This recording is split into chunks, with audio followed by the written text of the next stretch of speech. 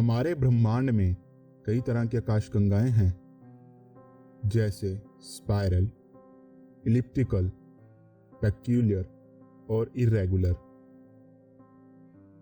हम जहां रहते हैं उसे मिल्की वे आकाशगंगा कहा जाता है। मिल्की वे आकाशगंगा एक स्पाइरल आकाशगंगा है। हालांकि कई दर्जन छोटी आकाशगंगाएं हमारी आकाशगंगा के करीब हैं। आज हम एक मशहूर आकाशगंगा के सफर पर चलेंगे जो वैज्ञानिकों के चर्चा के विषय में बनी रही। यह है एंड्रोमेडा आकाशगंगा।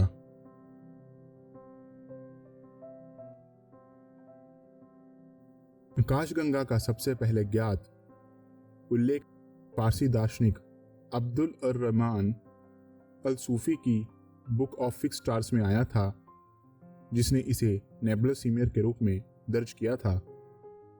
लेकिन 1600 के दशक की शुरुआत में टेलीस्कोप के आविष्कार तक, जब तक साइमन मारियस द्वारा इसे फिर से न खोजा गया था, तब तक इसका अधिक विस्तार से अध्ययन नहीं किया गया था। फिर 1764 में 31वें फजी ऑब्जेक्ट के रूप में इसे जोड़ा गया। इस फजी ऑब्जेक्ट को चार्ल्स मेसियर के catalogue of deep sky fuzzy objects में प्रवेश मिला, जिसमें कई अन्य आकाशगंगाएं शामिल थीं। बाद में उस सदी में विलियम हर्शल ने देखा कि M31 के केंद्र में बाहर की तुलना में लाल रंग दिखाई देता है।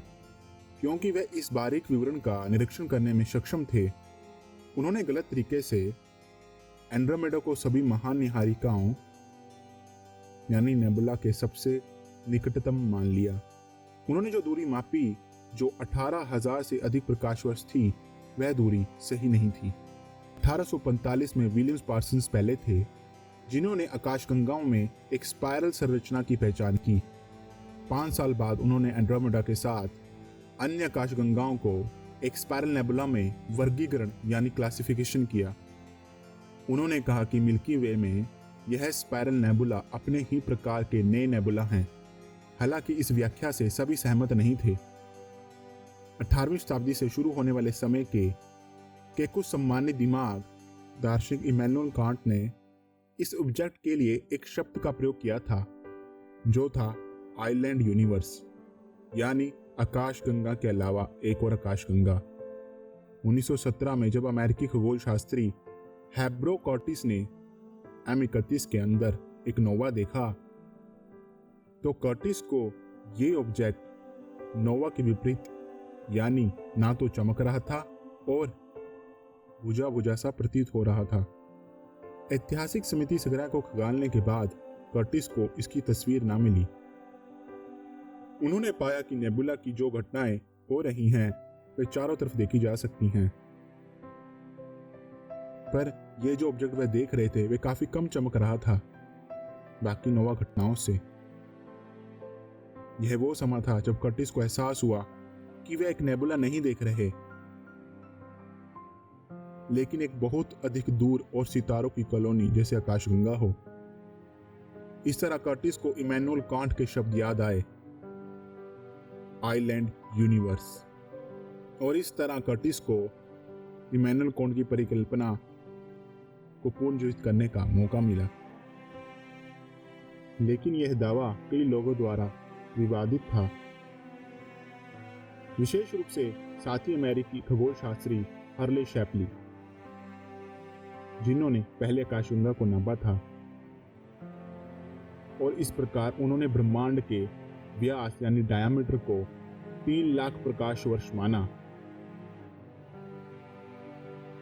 इस तरह जन्म होता है खगोल विज्ञान के एक डिबेट का, जो ग्रेट डिबेट के नाम से मशहूर हुई।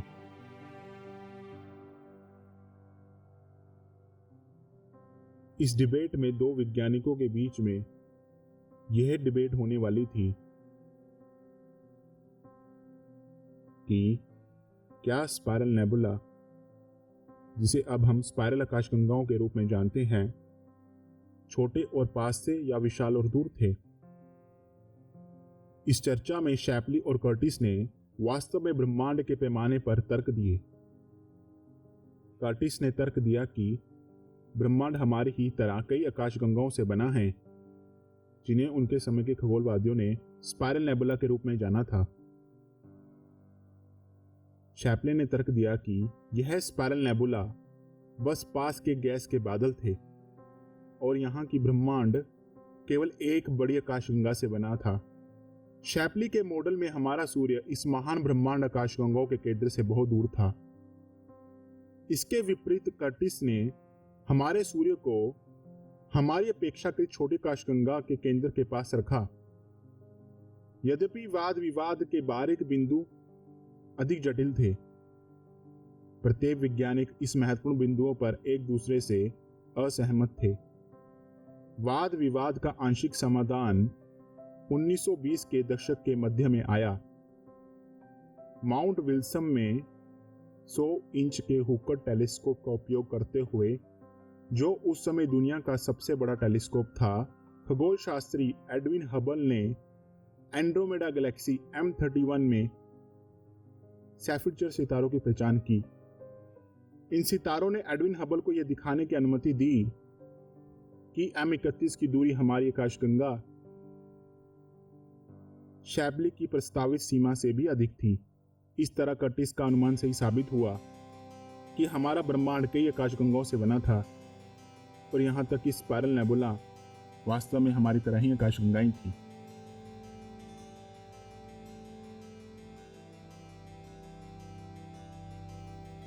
एंड्रोमेडा आकाशगंगा सबसे चमकीली बाहरी आकाशगंगा है। 2.5 मिलियन वर्ष में यह सबसे दूर की चीज है जिसे हम मनुष्य बिना सहायता प्राप्त आंखों से देख सकते हैं। खगोलवादी कभी कभी एंड्रोमेडा आकाशगंगा को मेसियर 31 या M31 से बुलाते हैं। यह स्थानीय समूह में यानी लोकल ग्रुप में कहलाने वाली सबसे बड़ी आकाशगंगा भी है। लोकल ग्रुप यानी जिसमें मिल्की वे, त्रिकोणीय आकाशगंगा और कई छोटी बोनी आकाशगंगाओं सहित 54 से अधिक आकाशगंगाओं का संग्रह है, जिसका व्यास लगभग 2,20,000 प्रकाश वर्ष है।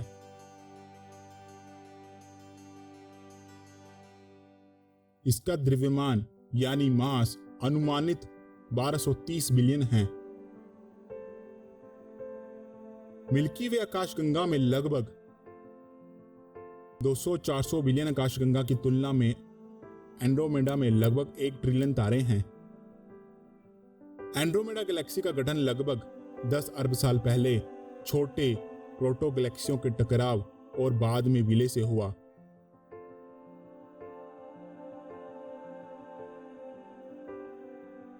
एंड्रोमेडा गैलेक्सी में मिल्की वे की तरह कई उपग्रह आकाशगंगाएं हैं। M31 की परिक्रमा कम से कम 13 बोनी आकाशगंगाएं करती हैं। सबसे चमकीली और सबसे बड़ी M110 है, जिसे एक बुनियादी दूरबीन से देखा जा सकता है। इनमें से कई उपग्रह आकाशगंगा की मुख्य डिस्क के 1.3 मिलियन प्रकाश वर्ष या उसके कम के भीतर है। खगोलवादियों ने एंड्रोमेडा में स्थित आकाशगंगा M31 के केंद्र में एक डबल न्यूक्लियस की खोज की। न्यूक्लियस आकाशगंगा के बिल्कुल केंद्र में तारों का घना समूह होता है। खगोलवादियों की व्याख्या है कि यह छोटी आकाशगंगा का अवशेष है, जो शायद 1 अरब या इतने साल पहले M31 में गिर गया था। छोटी आकाशगंगा का केंद्र टकराव का एकमात्र जीवित जीवाश्म अवशेष है।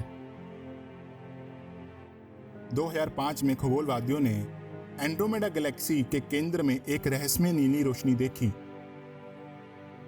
यह प्राचीन सितारों की आबादी के बीच में युवा नीले सितारों की एक डिस्क थी। नीला आमतौर पर गर्म युवा सितारों का सूचक है। जब उन्होंने इन तारों को देखा तो खगोलवादी आश्चर्यचकित रह गए, क्योंकि भौतिक मॉडल यानी फिजिकल मॉडल बताते हैं केवल एक असामान्य प्रकार का पुराना तारा पैरा बैंगनी प्रकाश में उतना ही गर्म और चमकीला हो सकता है।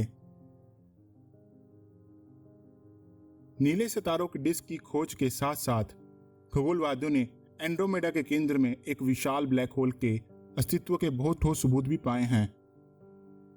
खगोल वैज्ञानिकों के मुताबिक आकाशगंगा के केंद्र में एक सुपर मैसिव ब्लैक होल है, जो सूर्य से 30 मिलियन गुना भारी है।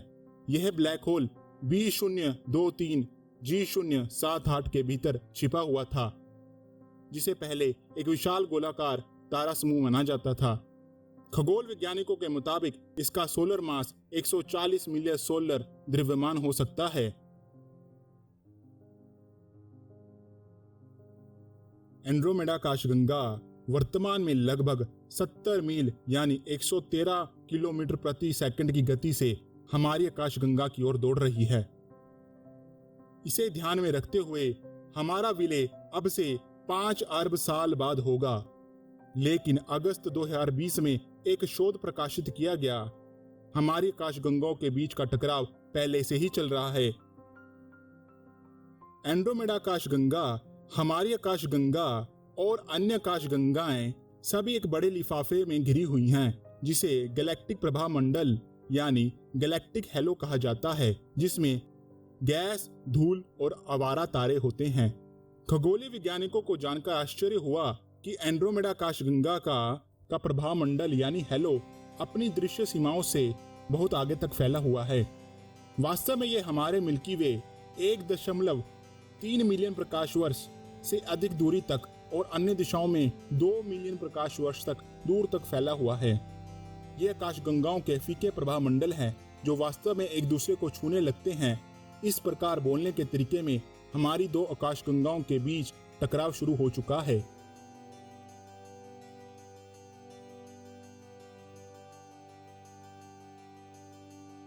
खगोल वैज्ञानिकों का मानना है कि हमारी आकाशगंगा और एंड्रोमेडा विलय पहले ही शुरू हो चुका है।